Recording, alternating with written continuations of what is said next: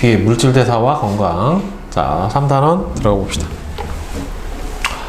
자, 기관계와 에너지 대사 봅시다. 자, 영양소의 흡수와 이동. 자, 영양소를 흡수하고 이동시키는 전체 과정은 어디에서 담당을 하는 거냐면 소화계라고 하는 부분에서 담당을 하는 부분이에요. 음식물 속에 들어있는 영양소를요, 체내에서 이용하기 위해 흡수가 가능한 형태인, 그러니까 흡수가 가능한 작은 형태인 포도당, 지방산, 아미노산 등으로 분해해서 흡수를 해주게 됩니다. 그래서 소화계에서 영양소의 소화와 흡수가 이루어지고, 흡수된 영양소는 어디를 통해서? 심장에 있는 순환계를 통해서 각각의 조직세포 쪽으로 이동을 해주게 됩니다. 그래서 영양소는요, 에너지원으로 이용할 수 있는 영양소, 이거를 보면은 보통 이제 3대 주 영양소, 그 다음에는 3대 부영양소, 이렇게 나눠주게 되는데, 보통 주 영양소는 탄단지죠. 그죠? 탄수화물, 단백질, 지질. 그러니까 얘네들은 뭘 낼 수 있어요? 칼로리를 갖고 있어요. 에너지를 낼 수가 있는 거고, 3대 부영양소는 물과 무기염류와 비타민에 해당이 돼요. 얘네들은 뭐가 없어요? 아무리 많이 먹어도 칼로리 자체가 없습니다. 에너지를 낼 수가 없어요. 3대 주 영양소인 탄단지는 분자의 크기가 너무 커요. 고분자이기 때문에 세포막을 통과해서 흡수가 안 돼요. 그리고 조직세포로 이동을 시켜줄 수가 없기 때문에 음식물이 소화관을 지나는 동안 소화 과정을 거쳐서 작은 분자, 이걸 뭐라고 불러주냐면 보통 단위체라고 하는 분자로 분해가 돼서 체내로 흡수가 됩니다. 그래서 탄수화물은 크게 다당류, 단당류, 이당류 이렇게 나눠져요. 그래서 다당류에 해당이 되는 게 뭐가 있냐면 우리가 섭취하는 녹말, 그 다음에 간에서 저장되는 글리코젠, 그 다음에 식물에 저장되는 셀룰로스, 이런 것들이 다당류, 그 다음에는 단당류 두 개가 결합한 이당류가 있어요. 뭐 설탕, 엿당, 젖당 이런 것들은 이당류에 해당이 되고, 흡수가 될 때는 여기 나와 있는 것처럼 포도당, 과당, 갈락토스 같은 단당류라는 걸로 흡수가 됩니다. 소장에서. 단백질은 아미노산으로, 지방은 지방산하고 모노글리세이드라는 걸로 최종적으로 분해가 돼요. 그러니까 소화는 다 이화작용에 해당이 되겠죠. 그래서 소장에서 최종 소화된 영양소는 소장 내벽에 있는 융털에서 모세혈관하고 암죽관으로 나눠져 있잖아요. 이 모세혈관에서는 수용성 영양소가 흡수가 되고요. 그 다음에 암죽관에서는 지용성 영양소가 주로 흡수가 됩니다.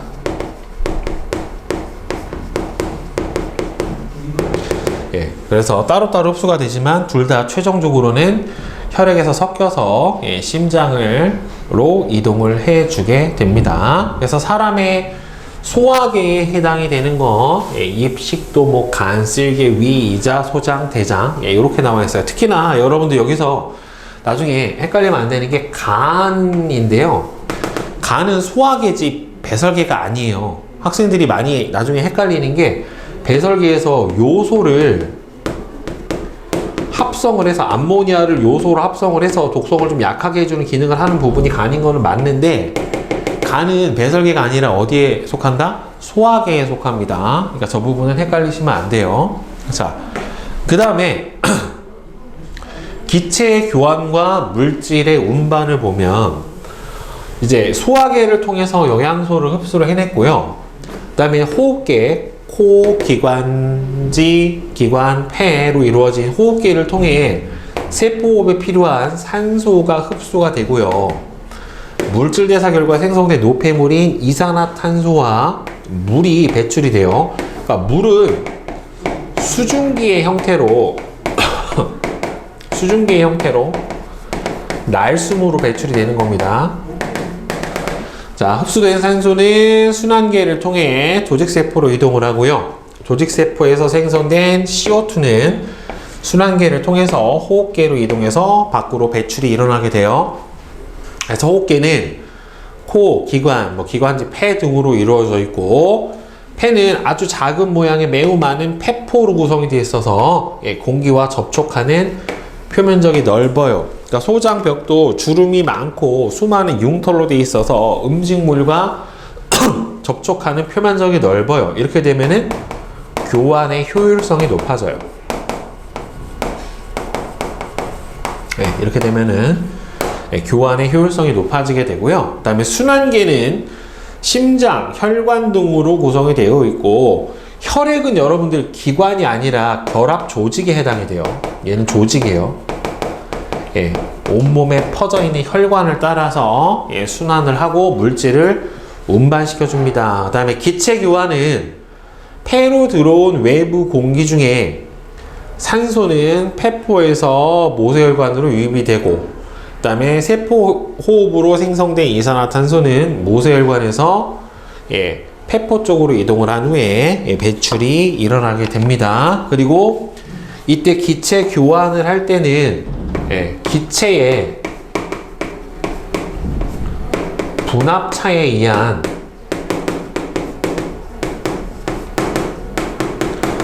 확산이라는 원리로 기체 분자의 이동이 일어나기 때문에 이때 ATP의 소비는 없어요. 알겠죠? ATP의 소비는 일어나지 않아요. 확산이라고 하는 물질의 이동 자체는. 자, 그래서 호흡이랑 순환계가 나와 있습니다. 호흡계에서 폐포를 통해서 기체 교환이 일어나게 되고, 그 다음에 여기가 순환계죠. 하나는 폐를 순환하는 폐순환과 온몸을 순환하는 전체 체순환으로 나눠줍니다. 그러니까 체순환에서는 온몸에 있는 조직세포에다가 산소를 공급을 해주고, 그 다음에는 영양소도 공급해주고, 노폐물과 이산화탄소를 받아들여서 다시 심장으로 가지고 오고, 폐순환에서는 이때 가지고 들어온 이산화탄소를 폐를 통해서 밖으로 내보내고 산소를 다시 받아오는 과정에 해당이 된다라고 보시면 될 것 같아요. 그리고 여러분들, 심장에서 나가는 혈관은 동맥이라고 불러줘요. 그리고 심장으로 들어오는 혈관은 정맥이라고 불러주고, 동맥혈하고 정맥혈은 동맥에 흐르는 혈액이 아니라, 동맥혈은 주로 뭐예요? 산소와 영양소를 풍부하게 포함하고 있는 혈액이 동맥혈이고요. 정맥혈은요, 주로 이산화탄소와 노폐물의 농도가 높고 산소의 분압이 낮아요. 그래서 동맥혈하고 정맥혈을 구분하는 기준은 산소가 풍부하면 동맥혈, 산소가 풍부하지 않고 산소 분압이 낮으면 정맥혈, 이렇게 분류합니다. 그러니까 이게 단순히 동맥에서 흐른다고 동맥혈인 건 아니에요. 알겠죠? 산소의 함량에 따라서 동맥혈하고 정맥혈을 구분을 해요. 그래서 이게 차이가 나는 부분이 어디냐면은 바로 여기에요. 폐동맥하고 폐정맥인데, 폐동맥은 온몸을 돌아온 대정맥으로 들어온 정맥혈이 폐로 나가는 혈관이 폐동맥이에요. 그러니까 산소를 받아오기 위해서 나가는 혈관이 폐동맥이기 때문에 이름은 폐동맥이지만 실제 흐르는 혈액은 뭐가 흐르냐면은 정맥혈이 흐르고 있고요. 폐에서 기체 교환을 통해서 산소를 받아들이고 이산화탄소를 내보냈기 때문에 이제 좌심실로 가기 위해서 들어오는 폐정맥에는 이름은 정맥이지만 산소 함량이 풍부한 동맥혈이 흐르게 됩니다. 그래서 이 둘의 차이를 이제 구분을 좀 해주셔야 돼요. 그래서 이 순환계는 물질의 운반작용이 가장 커요. 그래서 혈액은 소화기관에서 흡수한 영양소와 호흡기관에서 흡수한 산소를 조직세포에 공급을 해주고, 조직세포에서 생성된 CO2와 요소 등의 노폐물을 호흡기관인 폐랑 배설기관인 콩팥으로 운반해주는 주 운반작용을 해주는 게 바로 순환계에 해당이 돼요. 자, 그 다음에 이제 호흡 과정에서 생긴 노폐물을 배설을 하는 배설계에 대해서 보게 될 건데, 자, 조직세포에서 세포호흡의 결과 생성된 노폐물은 혈액으로 운반이 돼서요, 날숨과 오줌을 통해서 몸 밖으로 배출이 일어나게 돼요. 자, 탄수화물, 지방, 단백질 공통적으로 다 뭘 갖고 있냐면은 탄소와 수소와 산소를 가지고 있어요. 근데 단백질은 탄소와 수소와 산소에다가 추가적으로 질소까지 더 포함을 하기 때문에 단백질의 대사 과정, 아미노산이 대사가 일어나고 나면은 반드시 뭐가 생기냐면은 암모니아가 생성이 돼요. 그래서 공통적으로는 이산화탄소하고 물이 생성이 돼요.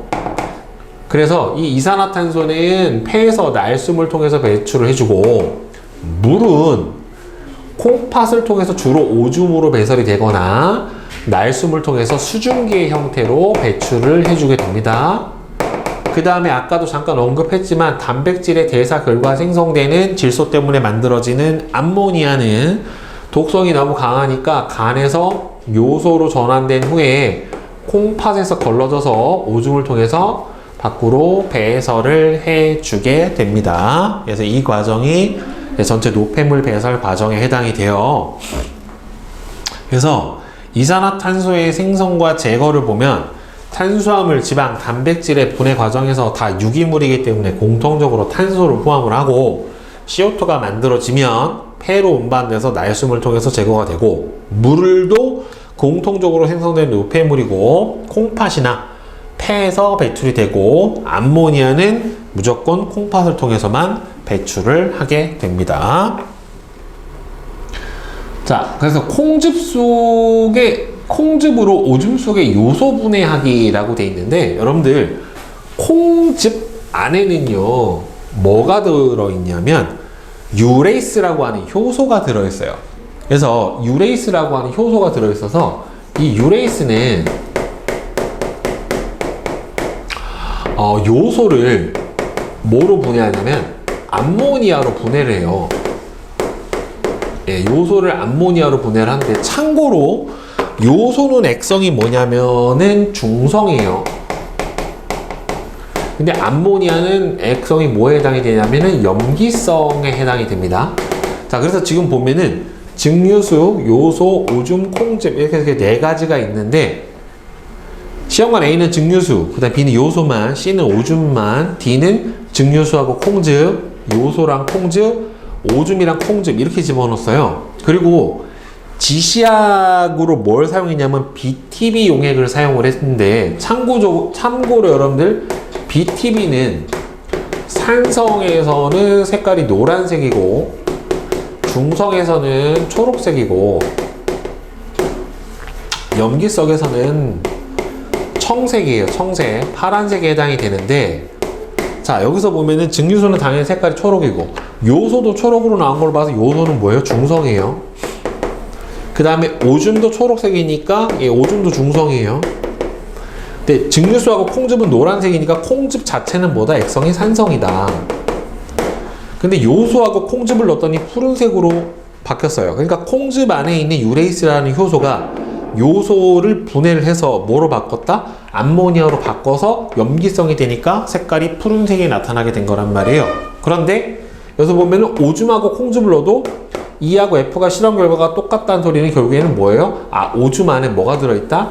요소가 들어있다 라고 여기서 해석을 해볼 수가 있게 되는 겁니다. 결국에는 알겠죠? 요 실험 종종 나옵니다.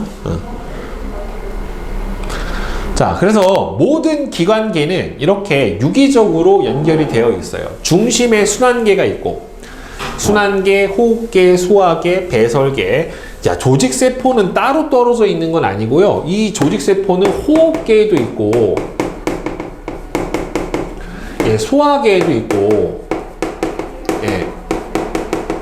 배설계에도 당연히 조직세포가 있고, 순환계에도 조직세포가 다 있어요. 그러니까 모든 호흡은, 물질대사는 모든 기관계에서 다 일어나요. 모든 기관계에서 다 일어나고, 이렇게 일어난 물질대사 과정에서 만들어지는 노폐물이라든가 이런 것들은 다 어디로 이동을 하게 된다? 전부 다 배설계를 통해서 또는 호흡계를 통해서 어떻게 돼요? 다시 배출이 되고, 호흡계하고 소화기를 통해서 다시 필요한 부분은 흡수하고 하는 과정을 계속해서 반복을 해주게 됩니다. 알겠죠? 그래서 유기적으로 연결돼서 상호작용이 일어나고 있다라고 생각을 해주시면 돼요. 그리고 대사성 질환과 에너지 균형 보면은, 대사성 질환이라고 하는 거는 물질 대사에 문제가 생겨서 발생하는 질환을 모두 대사성 질환이라고 얘기를 해주는데, 뭐 당뇨, 고혈압, 고지혈증, 심혈관 질환, 뇌혈관 질환 같은, 보통은 우리가 흔히 성인병이라고 하는 이런 병들이 바로 대사성 질환에 해당이 돼요. 그래서 당뇨는 혈당량 조절에 필요한 인슐린의 분비가 부족하거나, 이거를 뭐라고 하냐면은 제1형 당뇨라고 해요. 인슐린의 분비가 제대로 되지 않는 경우 1형 당뇨 또는 인슐린 의존성 당뇨 이렇게 얘기를 해주고, 인슐린이 분비는 제대로 되는데 작용을 제대로 못하는 경우, 수용체에 문제가 생기는 경우는 제2형 당뇨라고 해요. 인슐린 비의존성 당뇨라고 합니다. 그래서 어찌됐든 혈당량 조절이 안 돼서 오줌 속에 포도당이 섞여 나오는 경우예요. 자, 그리고 당뇨는 고혈압을 세트로 동반하게 됩니다. 혈압이 정상보다 높은 만성 질환으로 심혈관 및 뇌혈관 질환의 원인이 되는 게 바로 고혈압에 해당이 돼요. 그 다음에 고지혈증은 혈액 속에 있는 콜레스테롤, 지방 함량이 높아지는 병이에요. 혈액 속에 콜레스테롤이나 중성지방이 아주 많은 상태로 지질 성분이 혈관 내벽에 쌓이면 동맥의 탄력이 떨어지고 혈관의 지름이 좁아지는 등 동맥경화나 심혈관 질환의 원인이 되는 게 바로 고지혈증에 해당이 됩니다. 자, 그러면 대사증후군은 체내 물질대사 장애로 인해서 고혈압, 당뇨, 비만, 고지혈증, 혈증 등의 진 사람이 한 사람한테 동시에 나타나게 되는 거고, 결국에는 너무 많이 먹지 말고 적절한 운동을 통해서 적절한 체중을 유지를 시켜주는 게 가장 좋다라고 얘기를 해주고 있는 겁니다. 알겠죠? 그래서 에너지 균형은 생명활동을 정상적으로 유지하고 건강한 생활을 하기 위해서 얻는 에너지 양과 활동으로 소비한 에너지 양이 균형을 잘 이루어져야 되는데, 여러분들 여기서 중요한 거, 기초대사량에서요. 기초대사량은 생명 유지를 하기 위해서 필요한 최소한의 에너지 양을 기초대사량이라고 하는데, 근데 여기서 빠지는 게 있어요. 봐봐. 체온 조절, 심장박동, 혈액순환, 호흡 활동 같은 생명 현상을 유지하는 데 필요한 거잖아요. 여기서 뭐는 없냐면 음식물 섭취와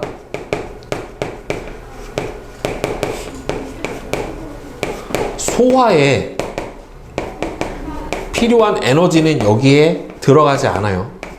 왜?